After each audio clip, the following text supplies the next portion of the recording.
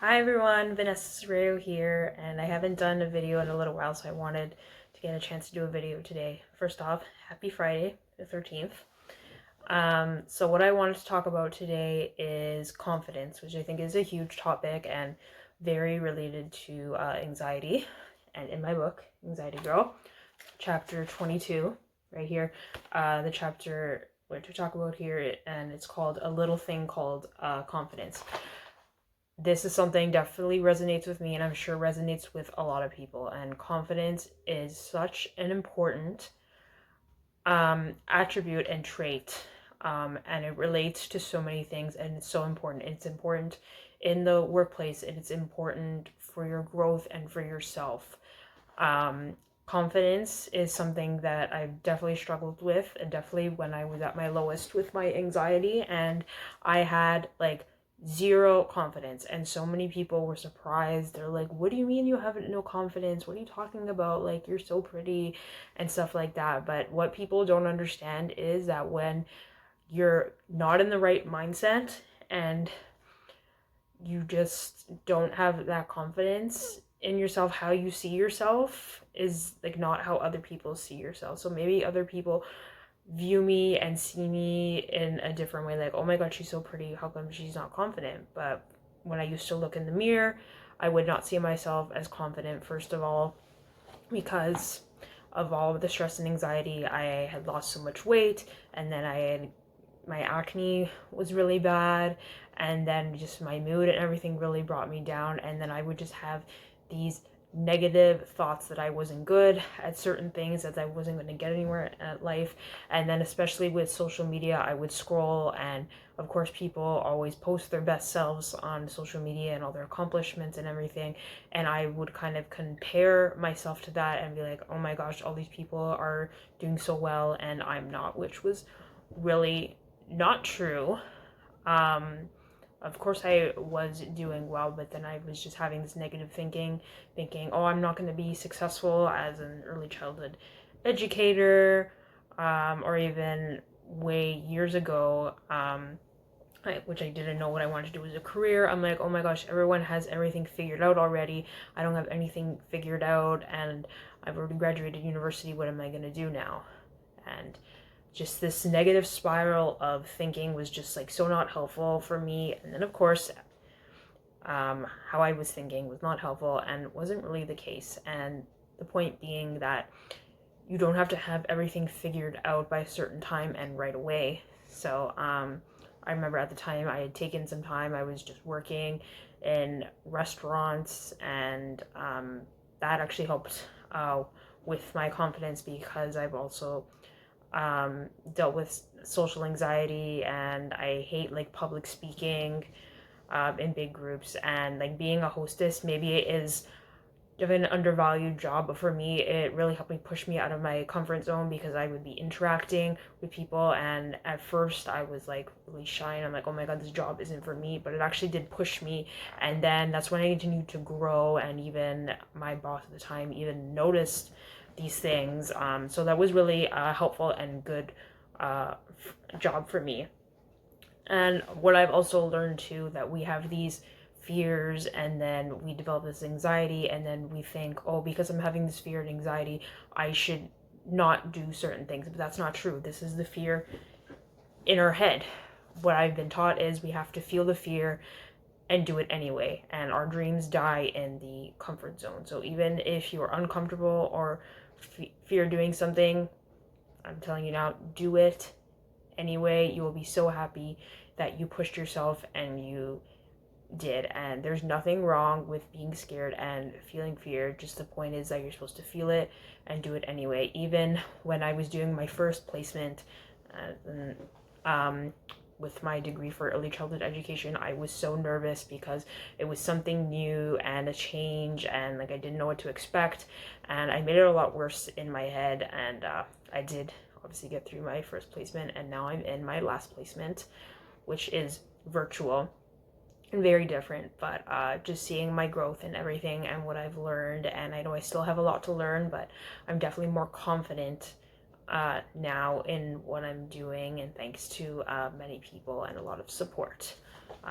But anyway, going back to confidence, I got off a little off topic there. Confidence is so important because it's how you view yourself.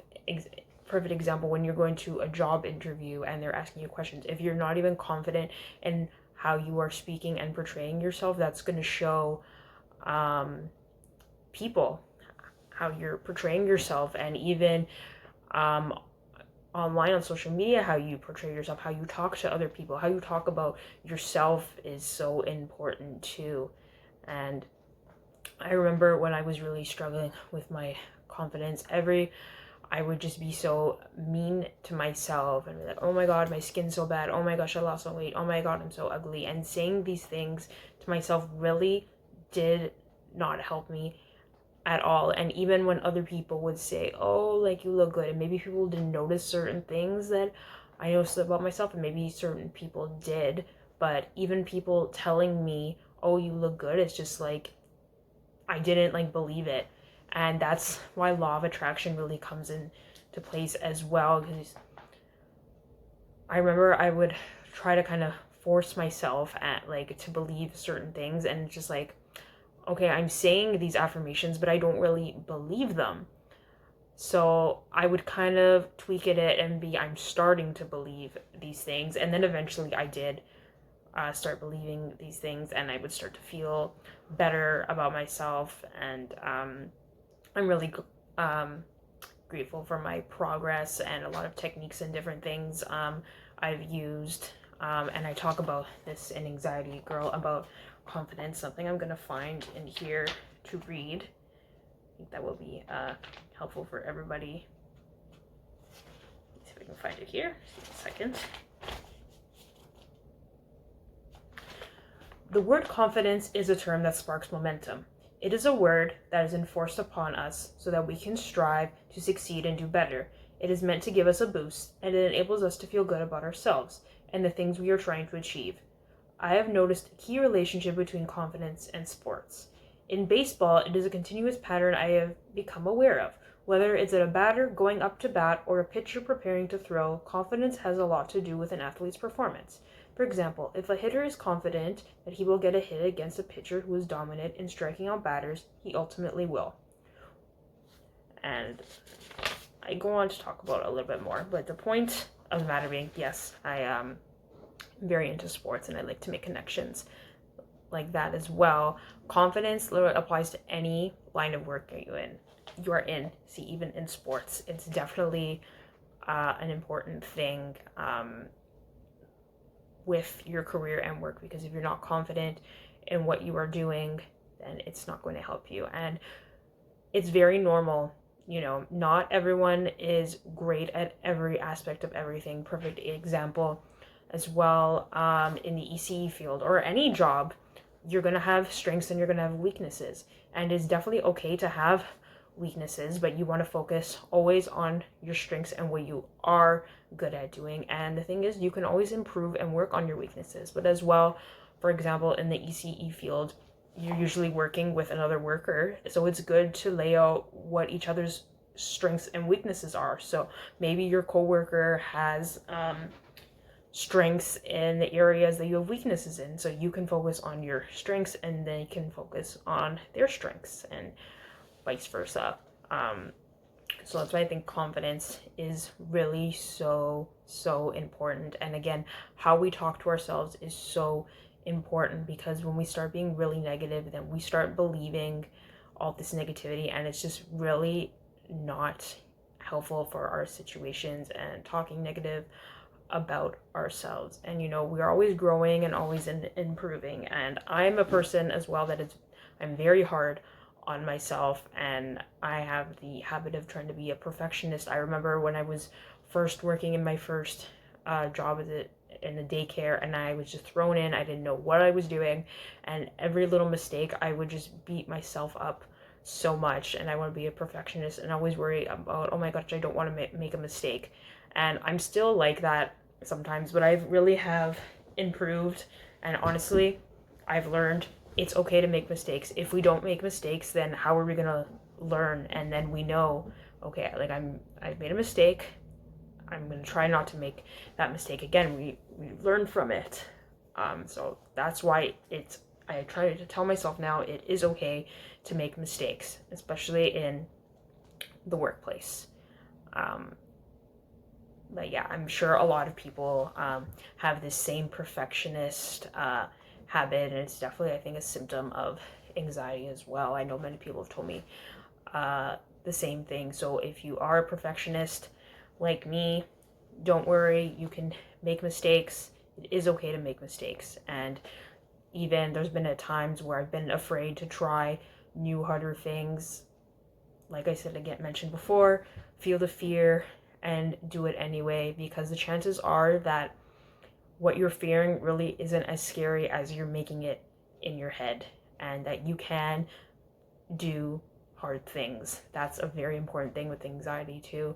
I remember when my anxiety was really, really bad and I was doing one of my placements for ECE, the smallest things, I would just get overwhelmed, and then I would tell myself, oh my gosh, I can't do this. And then I would literally start getting a panic attack, and I would want to quit. And I remember too, in school, was getting overwhelmed with all the assignments I had, and this was I remember the summertime, I think of I can't remember what year.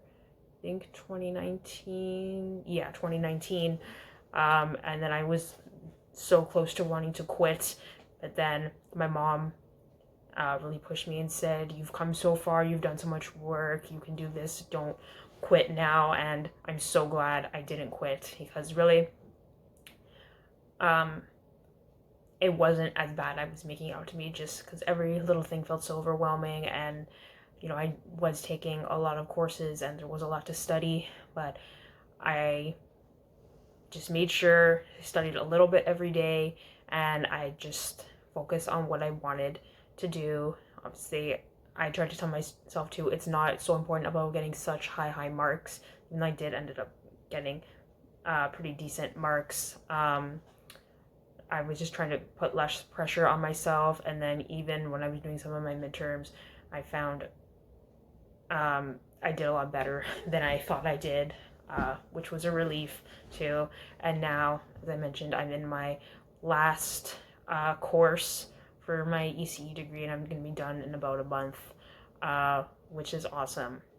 So, to wrap up about confidence, as I mentioned again, confidence is so important in how you portray yourself. And if you are struggling with your confidence right now, don't give up. Just keep working at it, and use some of the things that I mentioned. And even, like, for example, I don't think I mentioned this in my book, but a technique that I've been taught as well is going in the mirror and just like talking to yourself and projecting your confidence. That's even helps like for interviews. It's always good to prepare and be organized as well. If you are a very anxious person and get nervous, anyways, it's always good to get to places early and to always be prepared and organized. A simple thing like in the morning preparing your clothes like ahead of time just makes it even better, because if you get up late, then you're going to be even more anxious than you already are. So I find like little things like that really, really help. And one last thing before I go. When I remember with my confidence with my skin, I found by focusing on it too much and stressing about it even more made it worse. And then I would also remember, like, I'm not the only one that has acne, and people have worse acne, and acne doesn't make you ugly. It certainly doesn't. And at times, sometimes when I break out, it will still get me down a little bit, but it definitely doesn't affect me as much as it used to. So I'm very glad about that progress. And remember, guys, if you haven't already, you can check out Anxiety Girl. It is on Amazon. You can find it on Goodreads, Indigo, Barnes & Noble. Check it out. Thanks, guys. Bye.